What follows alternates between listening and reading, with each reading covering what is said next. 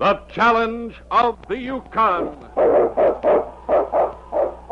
It's Yukon King, swiftest and strongest lead dog of the Northwest, blazing the trail for Sergeant Preston of the Northwest Mounted Police in his relentless pursuit of lawbreakers. On King, on, you Huskie! Gold discovered in the Yukon. A stampede to the Klondike in the wild race for riches. Back to the days of the gold rush, with Sergeant Preston and his wonder dog, Yukon King, as they meet the challenge of the Yukon.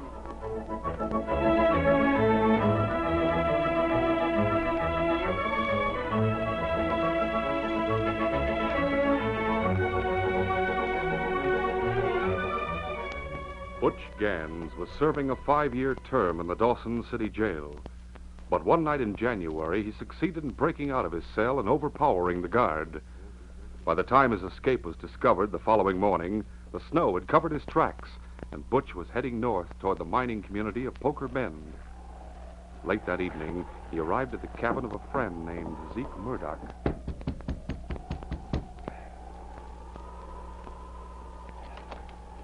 Yeah, what do you want? What do you think I want, Murdoch? Holy smoke, it's Butch Gans. So dark out, I didn't recognize Well, don't stand there yapping. Let me in. I thought you were in jail down in Dawson. I was, but I busted out. Well, how in thunder did you get up here? How do you suppose I got here? I walked. Stoke up the fire in the stove, will you? Yeah. Hey, you're lucky the wolves didn't get you. They're plenty bold around these parts. Yeah, they doggone near did. Whole pack of them came at me back there on the other side of the ridge. Yeah, what'd you do? I holed up in the cave and took a few shots at them. Finally scared the critters off. Yeah, why'd you get the gun? Oh, it belonged to the guard back at the jail. Swiped it after I knocked him out. You know, it's a funny thing about them wolves. There's a husky running alongside the leader of the pack. Looked like a big Siberian. Had a white body and black legs. Yeah, I've heard about that husky. They said it used to belong to some kids around here. Sure doesn't look very tame now. Well, what do you figure on doing, Butch? I figure on staying right here for a while. Are you crazy? You can't stay here. The Mounties are sure to be trailing you. They won't trail me anywhere. It was snowing so hard when I got away, they won't have any tracks to follow. Well, I still don't like the idea. If the redcoats ever catch you here, they'll haul me in for harboring an escaped criminal. You got a mighty short memory, Murdoch. What do you mean? Looks like you've forgotten about that bank robbery I got sent up for. What about it? You were in with me on that job, Murdoch. They caught me, but you got away. I could have squealed on you, but I didn't. I kept my mouth shut. I realize that. Yeah? Well, here's something else you can start realizing. If the Mounties ever catch up with me, I'm going to spill the whole story to them, including the fact that my partner on that bank holdup was a guy named Zeke Murdoch. Are you savvy?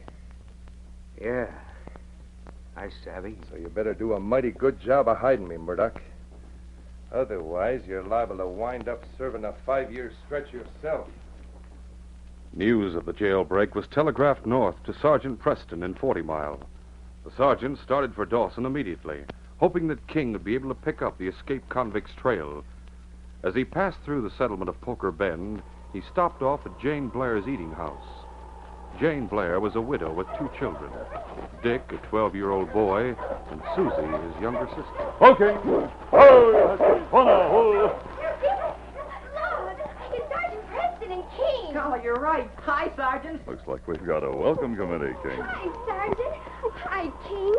Oh, gee, I'm glad you've come to visit us. Hello, Susie. How's my best girl? Hello there, Dick. Golly, Sergeant, look at the way King's wagging his tail. He's letting you know how glad he is to see you two again. Oh, good old King. Is your mother home? Oh, yes, sir. She's inside. Are you going to stop for something to eat? Yes, I intended to. If your mother doesn't mind serving lunch in the middle of the afternoon. Of course she doesn't. Not for you.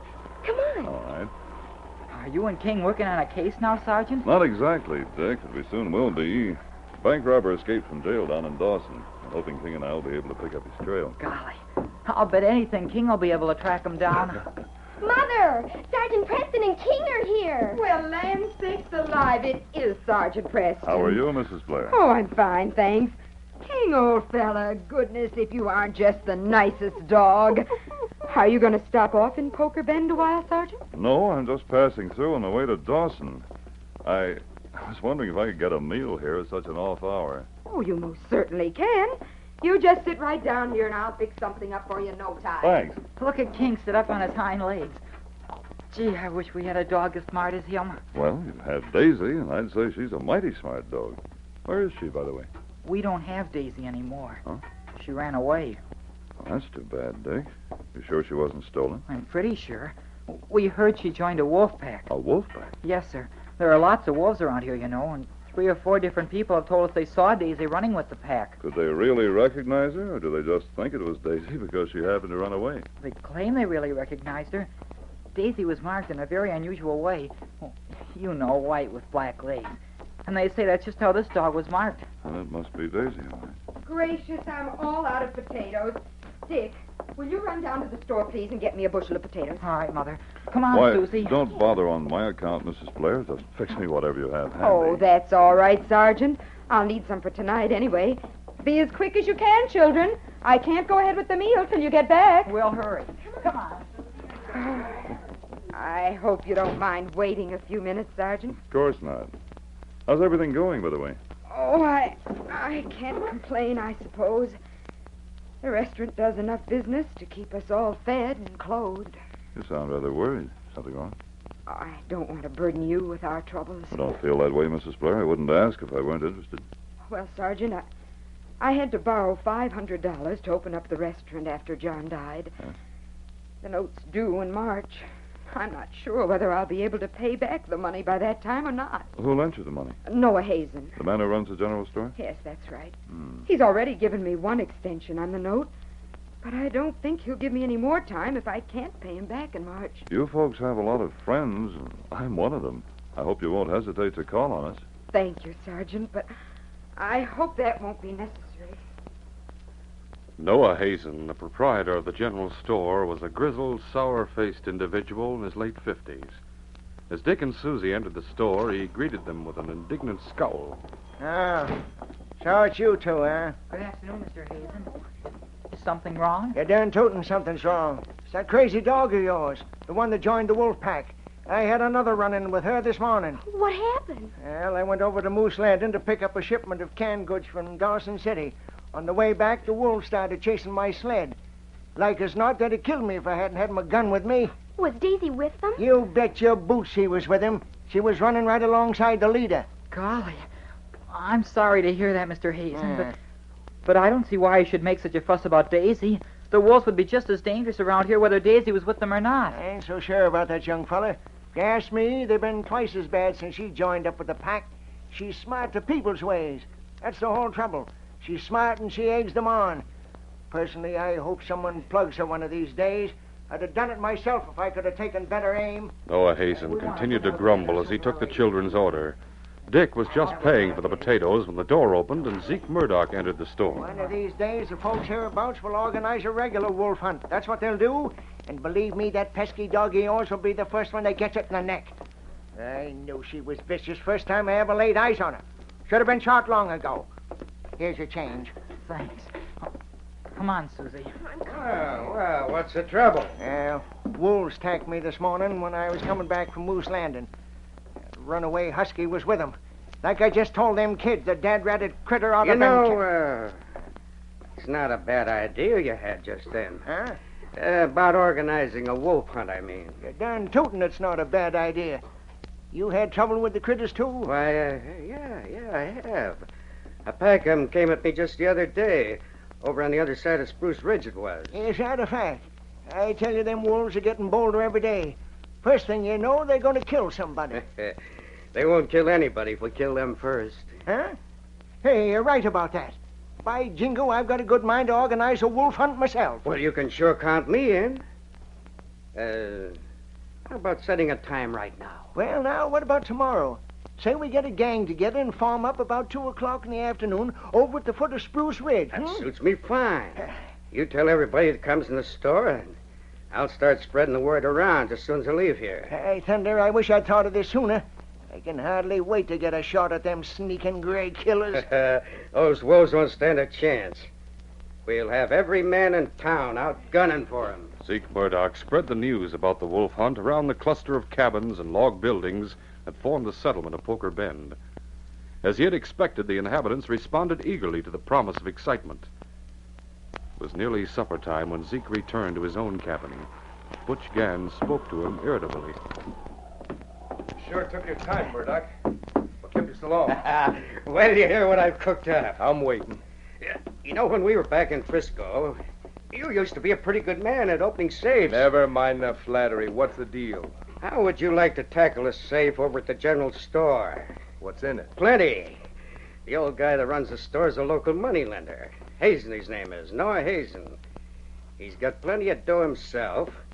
And on top of that, he stores gold dust for the miners around here. He had the safe open the other day when I was in there. It's loaded. Sounds interesting. Well, how about it? I don't know. I ain't got any tools. Oh, now, you won't need any tools. A safe is an old cast-iron job.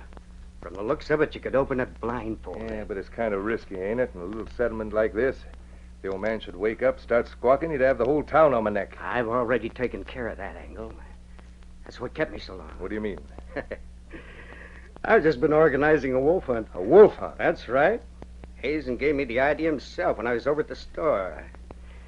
It seems he had a brush with the wolf pack on his way back from Moose Landing. Murdoch explained to Butch about the wolf hunt. And the way all those sourdoughs went for the idea, it looks like every man in town will be over on Spruce Ridge tomorrow afternoon. So you'll have a clear field from 2 o'clock on. Sounds like a cinch. It is a cinch. And the beauty of it is, I'll be sticking close to Noah Hazen all afternoon. That means I'll have a perfect alibi. Not that I'll be hanging around long enough to need one. What are you figuring on doing? Once we lay our hands on that dough, we'll both clear out the territory. We'll go back to the States and live like kings. Murdoch, you're a pretty smart character. You've just made yourself a deal. Sergeant Preston reached Dawson City by nightfall, went immediately to the jail. King got the escaped convict's scent by sniffing around his cell, but he was unable to pick up the scent outside the jail. Early the next morning, Sergeant Preston and Constable Blake took King to a point just north of town. The great dog circled back and forth across the trail. Finally, he paused and gave a sharp bark. What does that mean, Sergeant? I think he's got the scent. How about it, boy? No doubt about it. King has picked up his trail. And Gans did head north, just as you guessed. Do you think we can catch him before he gets over the border? I don't know, but we're certainly going to try. Come on, King. Line up the team, boy. I'll follow right behind you, Sergeant. All right. On, King. On, you Huskie. Push, Tuggy. Right, you Huskie.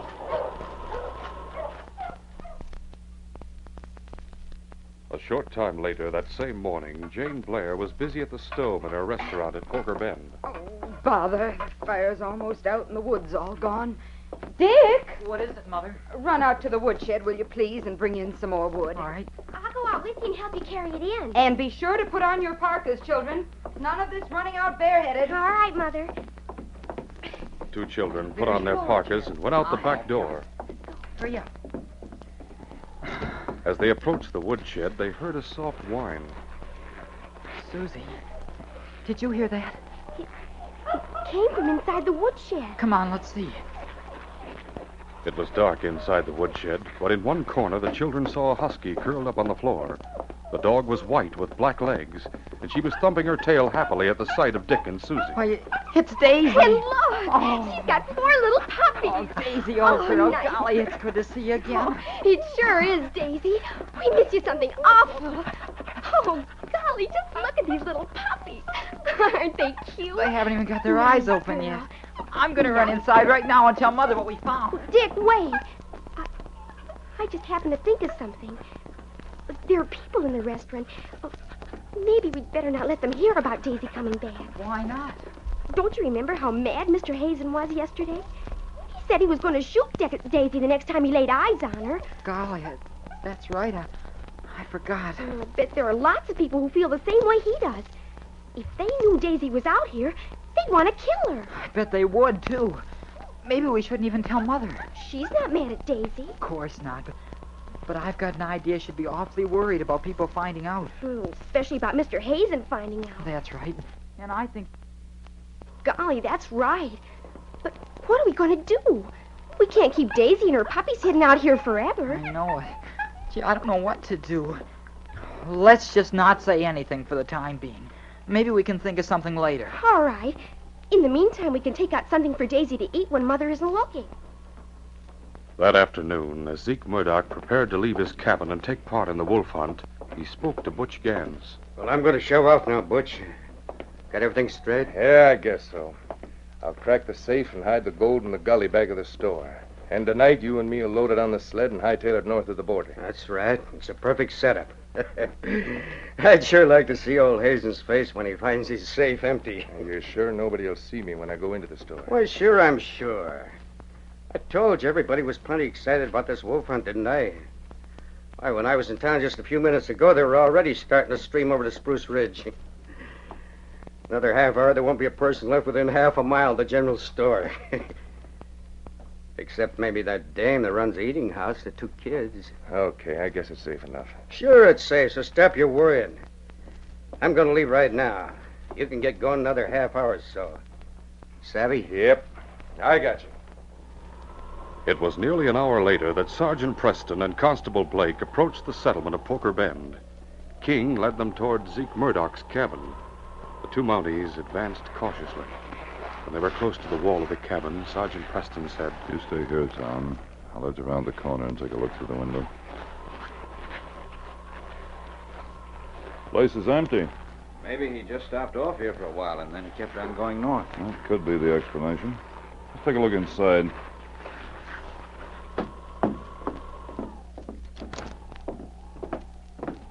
Looks like he spent the night here anyway. How do you know, Sergeant? Look over there in the corner.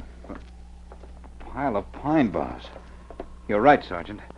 Gans must have used them as a makeshift bunk. Which means the regular occupant of the cabin was here at the same time he was. Probably some pal of his.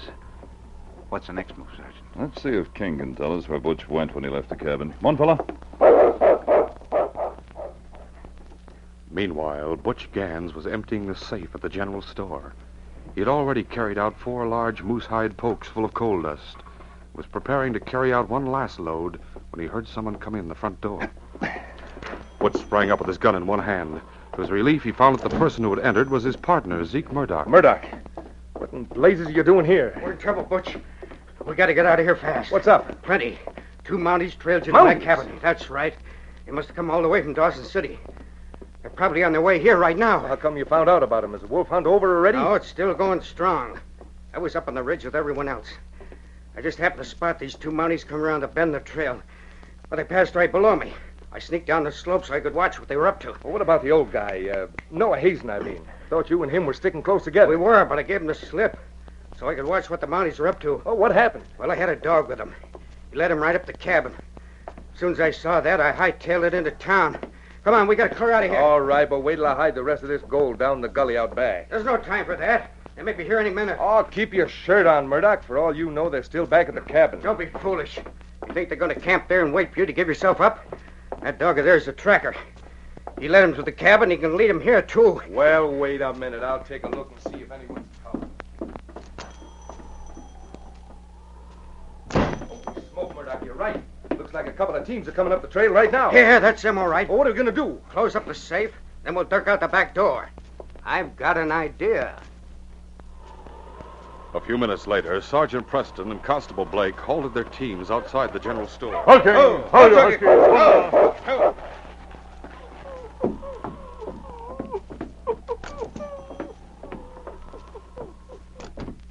Store's empty. Pete's sake, I wonder what's happened to everyone. Right now, the only person I'm interested in finding is Butch Gans. Look, King is sniffing at the safe. Yes. Apparently it wasn't supplies that Butch came here for. No sign that the safe has been forced open. It's not likely that Butch would leave any marks. He has a record as an expert safecracker back in the States. Could probably open an old relic like this just for working the dial, listening to the clicks. How about it, fella? You go out the back door? Come on, Tom. Let's see where he leads.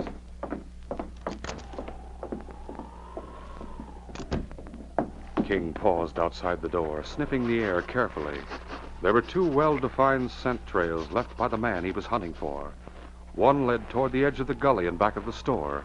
The other led away toward the center of town. King was uncertain which trail to follow. What's the matter? Has he lost the scent? Not necessarily. He's just getting his bearings. He's going over to the edge of the gully. Yes, we'd better take a look. As the two Mounties walked over to see what King had found, the great dog scrambled partway down the sloping side of the gully. What's he up to now? Butch Gans isn't down there. We could see him if he were. He's not down there now, but apparently he's been down there very recently. You're right. King's found something. Yes, something hidden in the underbrush. Come on, Tom. A moment later, the two Mounties saw what King had found. Holy smoke. 4 big pokes full of gold. Gans must have gotten them out of the safe. But why in thunder should he hide them down here? We'll find that out later. Come on. The Mounties climbed back up the slope. They packed the gold on Sergeant Preston's sled for safekeeping. Then the sergeant spoke to King. All right, fella. We still haven't found the man we're looking for. Which way to go, boy? He's heading over toward the center of town. Come on, we'll follow him. Butch Gans was looking out the front window of Jane Blair's eating house as the two Mounties approached on their sleds. His partner, Zeke Murdoch, was holding a gun on the terrified widow and her 2 children. Zeke spoke. Can you see him coming yet? Yeah, here they come now. Then go in the kitchen, get ready, duck out the back door at the woodshed. Just as soon as I give you the word. Okay. A table had been set and a cold meal hastily scraped together on a plate. Zeke Murdoch had taken a few bites out of the food to make the scene look as convincing as possible. Still keeping his gun pointed at Mrs. Blair and her children, Zeke sat down at the table and stuffed a napkin into his shirt front. Don't forget, I'm going to be holding a gun under the table all the while the Mounties are in here. So you better sound mighty convincing. All right, Butch, get going. They're up front right now. Okay, I'll duck out the back door.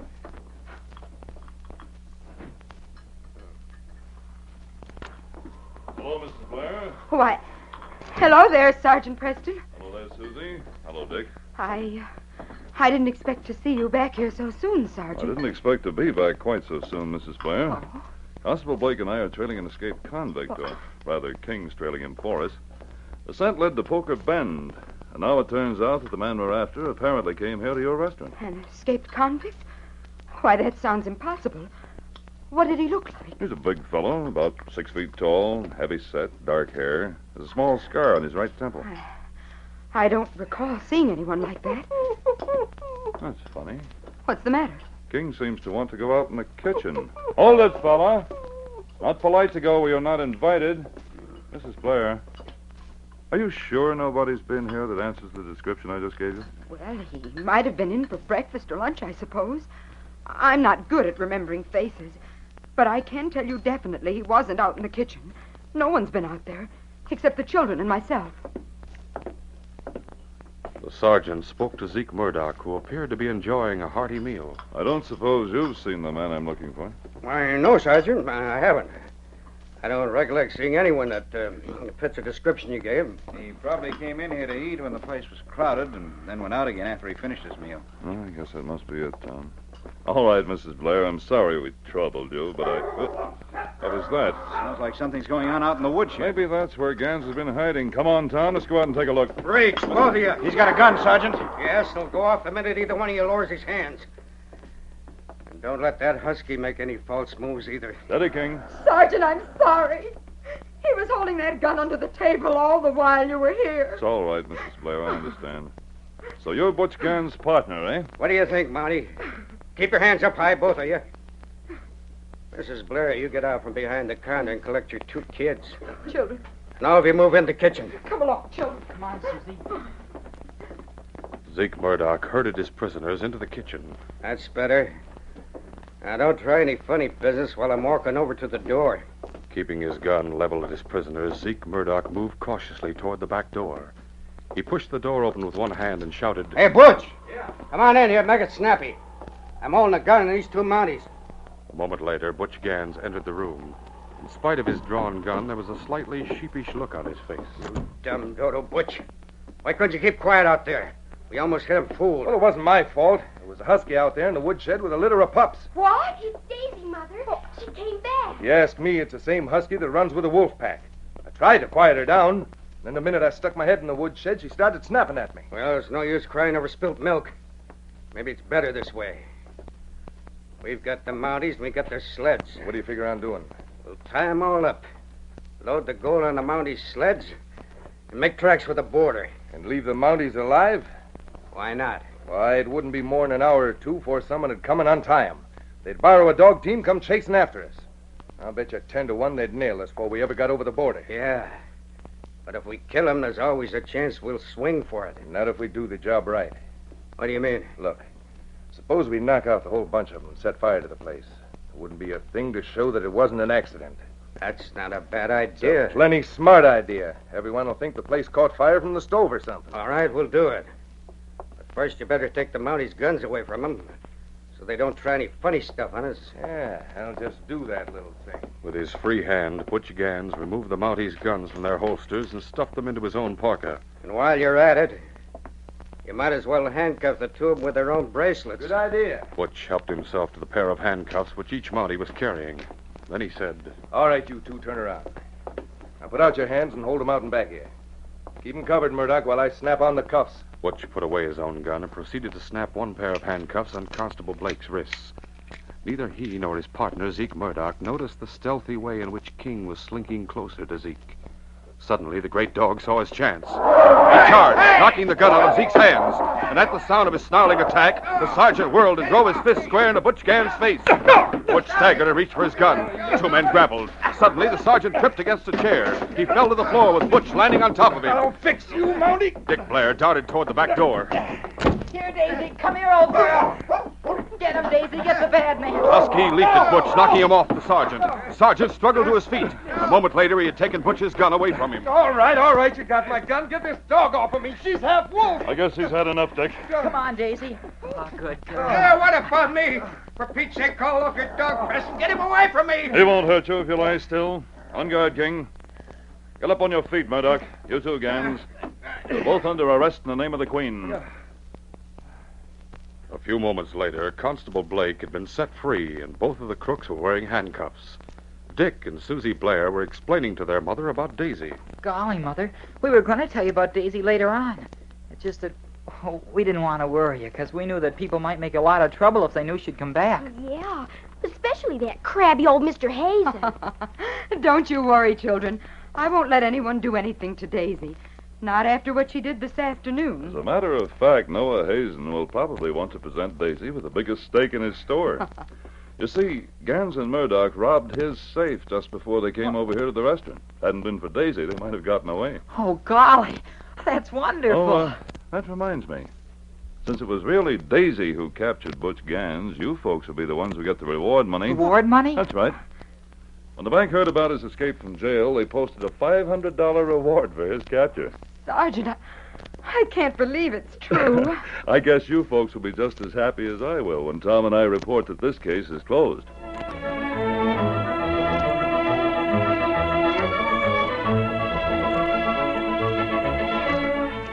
Now, here's Sergeant Preston with a preview of our next adventure. The case, What Price King? When a millionaire named Cyrus Ogilvy tried to buy King for me for his spoiled young son, I naturally refused. But the boy was used to having his own way, so his father arranged to have King stolen. The plot led to some unexpected and highly dangerous consequences, both for Cyrus Ogilvy and for me. Be sure to listen to this exciting adventure Wednesday. These radio dramas, a feature of the Challenge of the Yukon Incorporated, are created and produced by George W. Trendle, supervised by Charles D. Livingston, and edited by Fran Stryker. The part of Sergeant Preston is played by Paul Sutton. They are brought to you every Wednesday until September, when we shall resume our regular Monday, Wednesday, and Friday broadcasts. This is J. Michael wishing you goodbye and good luck till next Wednesday. So long. This is ABC, the American Broadcasting Company.